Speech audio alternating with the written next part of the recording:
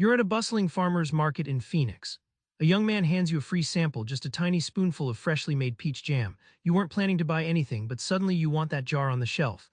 Why? Because a simple taste unlocks a powerful secret, a trick that persuades you without you realizing it. What's really going on in your brain, and can you flip this to your favor or protect yourself from it?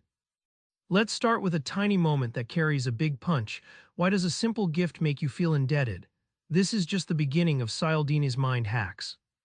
In Phoenix, a local jam maker named Rosa doesn't just hand out free samples randomly.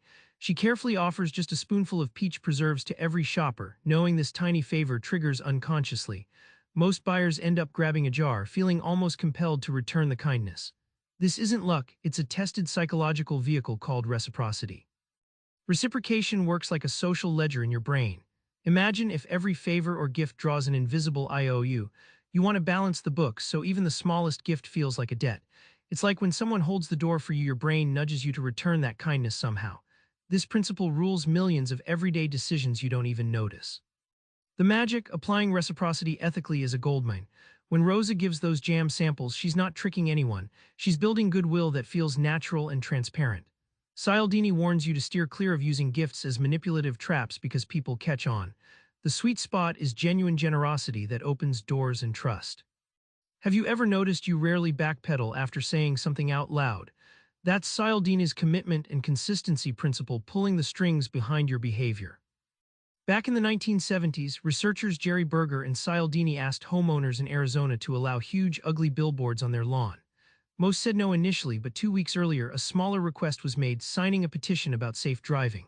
That tiny yes primed them to say yes to the big billboard later, a phenomenon dubbed the foot-in-the-door technique. Consistency is like the autopilot of your brain.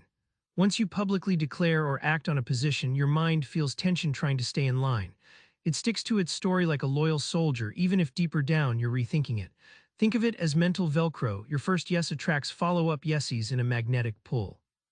You can ethically invite consistency by asking for small commitments that align with your goals. Instead of pressuring, frame choices so people naturally see your idea as their own. Cialdini's research proves that consistency isn't just stubbornness, it's a reliable path to genuine change as long as you respect autonomy. Ever chased a deal harder because it was limited time only?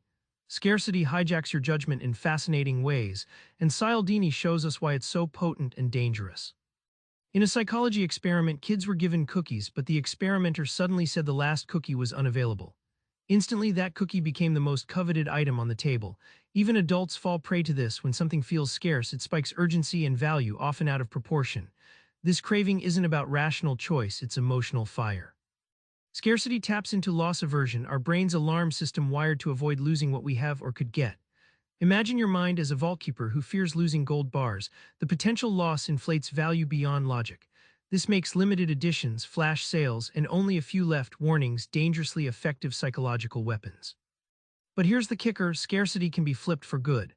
When you appreciate its power, you guard yourself against rash moves and spot forced urgency. Cialdini's newest edition, Unity, even links scarcity with collective identity. Scarce opportunities shared deeply within groups fuel tribal loyalty, not just individual panic. Remember that jam in Phoenix? That spoonful wasn't just delicious, it was the opening move in Cialdini's persuasion playbook, drawing you in before you even knew it. Now you hold the map, the gifts to give, the small yeses to seek, and the scarcity signals to spot and respect. Next time you want to sway someone, start small, give genuinely, and watch consistency and scarcity do the rest. Try gifting a tiny favor today and see what opens. Subscribe for more book summaries like this one.